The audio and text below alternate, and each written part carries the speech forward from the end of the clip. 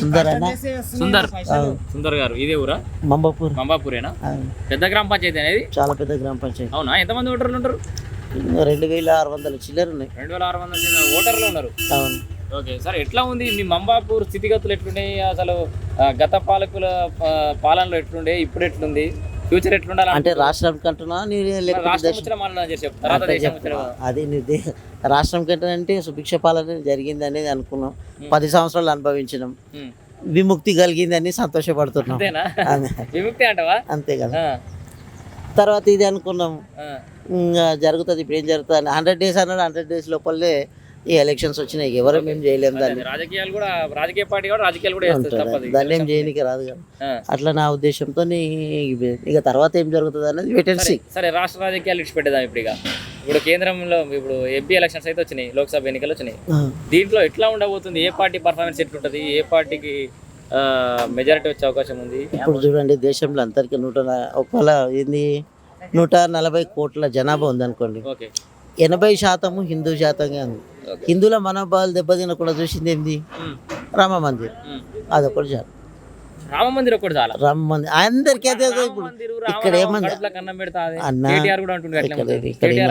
అన్న జనం అందరికి ఎవరు బేకు? దేవుడు బేకు. దేవుడు దేవుడు దేవుడు అన్నారు. 500 ఏళ్ళు కొట్లాడినాడు, కాలేదు. వచ్చిండు 5 సంవత్సరాల నుంచి 10 సంవత్సరాల మధ్యలో చేసినాడు. ఒకటి. రెండవది త్రిపుల్ తలాక్ కానీ 370 ఆర్టికలే కానీ 370 ఆర్టికల్ని తీసుకోవడం అంటే అంత ఈజీ కాదు. ఏమంటావు? తర్వాత త్రిపుల్ తలాక్ తీసుకోవడం అనేది కూడా అంత ఈజీగా కాదు. సరే, రైతు చట్టాలయ అనేది కొంత జరిగిన విషయంలో ఇది కాదు, మార్పులు వస్తున్నాయి కదా. పెద్ద పెద్ద కీలకమైన నిర్ణయాలు తీసుకున్నారు. దానివల్ల మిగతా ఓన్లీ హిందూ మతానికి సంబంధించిన ప్రయోజనాలు దృష్టిలో పెట్టుకుని ఇట్లాంటి నిర్ణయాలు హిందువులకి దూరం అయితే ఒక టాక్ నడుస్తుంది. తప్పు అది. ఎప్పుడు కూడా సరే, ఇప్పటి వరకు ఏం జరిగిండొచ్చు, ఉండొచ్చు, మనోభావాలు దెబ్బతిన్నాయి అన్నట్లు ఉండొచ్చు, లేకపోతే ఏదా అనేది ఉండొచ్చు, కానీ ఇప్పుడు జరగదు. కృష్ణమాదిగానే ఉన్నాం. కృష్ణమాదిగానే మొన్న ఒక మాట చెప్పేసాం, మా ఆత్మగౌరవాన్ని కాపాడడం కూడా పెద్దలు నరేంద్ర మోడీ కానీ కిషన్ రెడ్డి గారి కానీ ఆయన చెప్పింది మేము తప్పక చేస్తామంటేనే అన్నాడు. ఆయన అనడం ద్వారా గ్రోత్ ఖచ్చితంగా పెరుగుతుంది. ఇప్పుడు నిజానికి చెప్పాలంటే ఇప్పటి వరకు ఎవరు కూడా ఆ సామాజిక వర్గం అంటే అందుట్లో రెండుగా ఉంటారు. ఒకటి ఎస్సీ ఉంటారు, కన్వర్ట్ క్రిస్టియన్ మెన్స్ కూడా ఉంటారు. కానీ కృష్ణ వరకు వచ్చేట పిలుపులు ఇచ్చేసరికి అలా గ్రేత్ పెరిగిపోతారు. అందుకని ఈ సామాజిక వర్గంలోనే లేకుండే ముస్లిం లేరు, క్రిస్టియన్ లేరు, ఎస్సీ లేరు అనేటటువంటి భావన ఉండే. ఏబిసిడి వర్గీకరణ చేశాడు అనేటటువంటి ఒక ఆలోచన ఉంది. కాబట్టి తప్పక నిర్ణయం సరైంది అంటారు. ఖచ్చితంగా బీజేపీ వర్గీకరణ చేస్తా నమ్ముతారా? తప్పకన్నా జరుగుతుంది. నరేంద్ర మోదీ ఒక్కసారి ఏదైనా చేస్తానని అన్నాడు అనుకో, బరాబర్ చేస్తాడు. ఆయన మాట ఇచ్చిండు పోయిడు, లోకూరు కమిషన్తో నేర్పించిండు. ఆయన మాట ఇచ్చిండు పోయిడు, 7 ధర్మాసనంతో 7 జడ్జిలను కూర్చోబెట్టి చూపించిండు. వర్గీకరణ జరగదని ఎట్లా అనుకుంటున్నారు? ఇంకా బరాబర్ జరుగుతుంది. ఇప్పుడు వర్గీకరణ కావాలి చేస్తుందని నమ్మేమో మందకృష్ణ గారు బీజేపీ తోటి కలిసి. అవును, అసలు వర్గీకరణ ద్వారా రాజ్యాధికారం వస్తుందని మీ ఆలోచన? అసలు ముందే వర్గీకరణ జరగడం అనేది అట్లా కాదన్న. వర్గీకరణ జరిగితే రాజ్యాధికారం వస్తుందని మేము ఎందుకు అంటున్నాము? అట్లని కాదు. వర్గీకరణ జరగాలంటే నరేంద్ర మోదీతో సాధ్యం. సంపూర్ణ మెజార్టీ ఉంది అతనికి. కాబట్టి 1/3 మెజార్టీ ఉంది. తప్పక చేశాడని ఒక ఆశ. 10 సంవత్సరాలు 2004 నుంచి 2014 దాకా చూసినాము. 9 సంవత్సరాలు 9.5 సంవత్సరాలు చూసిండ్రు. ఆడ మాల సామాజిక వర్గం ఉన్నది. ఆడ సోనియా గాంధీ దగ్గర మాల సామాజిక వర్గం, రాహుల్ గాంధీకి మాల సామాజిక వర్గం, ఈడ బట్టి విక్రమార్గ మాల సామాజిక వర్గం, ఈడ వికారాబాద్ దగ్గర చూస్తే ప్రసాద్ కూడా మాల. ఇంకా మాదిగా జాతికి ఆడున్నదంట చోటు లేదు. కాబట్టి మమ్మల్ని మోసం చేస్తున్నది అంటే ఏమంటే కాంగ్రెస్. కాబట్టి అందు గురించి నేను ఇలా నిఖితంగా ఆయన ఒక పిలిపించిన కానీ ఖచ్చితంగా మార్పులు అయితే ఉంటాయి. ఇంకొక విషయం అంటే సందర్భంగా కాకపోయినా అడుగుతున్నా, ఆర్ఎస్ ప్రవీణ్ కుమార్ గారి నిర్ణయాన్ని ఎట్లా? ఆయన సామాజిక వర్గం ఇప్పుడు ఆయన పెద్ద మేధావి, అత్యున్నతమైనటువంటి శక్తి కలిగినాడు. ఒకటి మంచి విద్యావంతుడు, IAS of Indian administration service కలిగినాడు. మరి ఆయన ఎందుకు ఆ విధంగా చేసిండే మాకైతే అది తప్పని అనిపిస్తుంది. ఎందుకంటే రాజ్యాంగాన్ని మార్చేస్తున్నాడు ఆయననే. రాజ్యాంగాన్ని మార్చేసుకుంటే సవరణ చేసే అధికారం నీకు ఉండొచ్చు, తప్పులు చేర్పులు చేసే అధికారం ఉండొచ్చు. కానీ సార్ ఆయననే దూషించి మళ్ళీ ఆయన పట్ల పోయి ఆయన పక్కన కూర్చోవడం చాలా సెన్సిటివ్ ఇష్యూస్ ఉన్నాయి. ఇప్పుడు నేను అందుకే మాట్లాడుతున్నాను, ఎట్లా మీరు కొంత నాలెడ్జ్ ఉంది కాబట్టి అడుగుతున్నా. సో ఇక్కడ భారతీయ జనతా పార్టీ కనుక 363+ సీట్లు గెలిస్తే, వాళ్ళు 400 అంటున్నారు, అంత కనుక గెలిస్తే రాజ్యాంగాన్ని మారుస్తారు. సో దానికి వీళ్ళంతా వంద వాడుతున్నారని చెప్పేసి నేను పోయినా ఆయన అంటే ఇప్పుడు జరగలేదు. ఇప్పటి వరకు రాజ్యాంగ సవరణ ఇప్పటి వరకు జరగలేదా? మొత్తం పూర్తిగా మార్చేస్తారని ప్రచారమే చేస్తారు. అది తప్పు. అట్లా ఎవడు మారుస్తారన్న? అట్లాంటి బీజేపీ తోటి మందకృష్ణ కలవడం అనేది అట్లా కాదన్న, సవరణ చేసే అధికారం ఉంటుంది ఎవరికైనా, కానీ మార్చేసే అధికారం ఎవరికి ఉంటుంది అన్న? మార్చడం అనేది ఉండదు. సవరణ జరిగింది అంటే ఇప్పుడు జరగలేదా? నెహ్రూ మార్వలేదా? ఇందిరాగాంధీ మార్వలేదా? రాజీవ్ గాంధీ మార్వలేదా? మన్మోహన్ సింగ్ వచ్చినప్పుడు మరి అందుట్లో ఉన్నటువంటి 4 సవరణలు చేయలేరా? ఓకే, మార్చిండ్రు. ఇప్పటి వరకు 32 సార్లు రాజ్యాధికారంలో సవరణలు జరిగినాయి.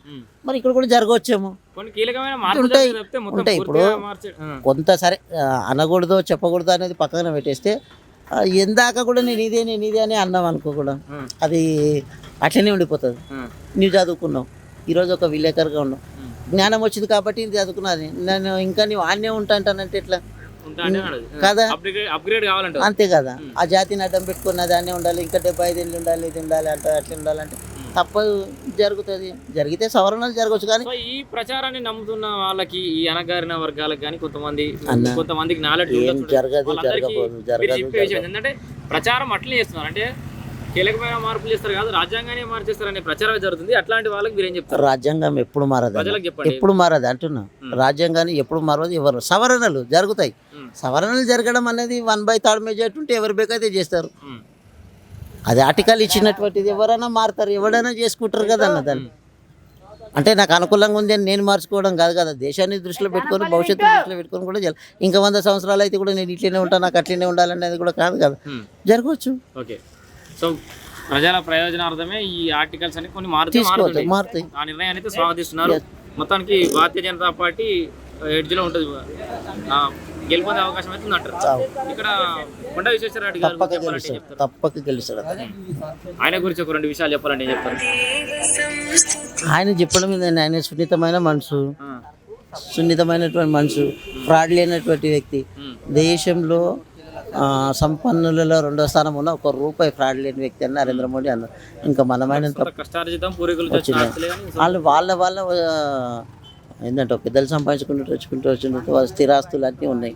ఆయన ఫ్రాడ్ చేయాల్సిన అవసరం మేము ఆయనకేమొచ్చింది అంటే అట్లా అనుకుంటే ఈ కోటపల్లి ప్రాజెక్టుకు 200 కోట్లు పెట్టి అవి తీసుకొచ్చేసి అవి తీసుకున్న వాళ్ళు. కోటపల్లి ప్రాజెక్టు అంటే టూరిస్ట్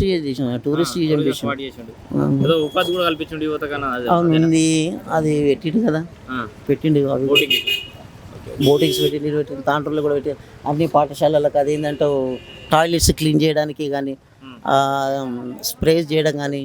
ఒకవేళ ఎందుకంటే సహజంగా ఎవరైనా కూడా టాయిలెట్స్ కడగాలంటే చాలా కష్టం. అలాంటి వాటిని అన్నింటి కూడా ఆయన స్వచ్ఛతంగా పంపించి వాళ్ళకు సార్లు చేయడం, వాళ్ళకు ఇది చేసుకోవడం, ఇది ఎంత రాష్ట్రం అంతా చేయడం అనేది కూడా అంత ఈజీ కాదు కదా.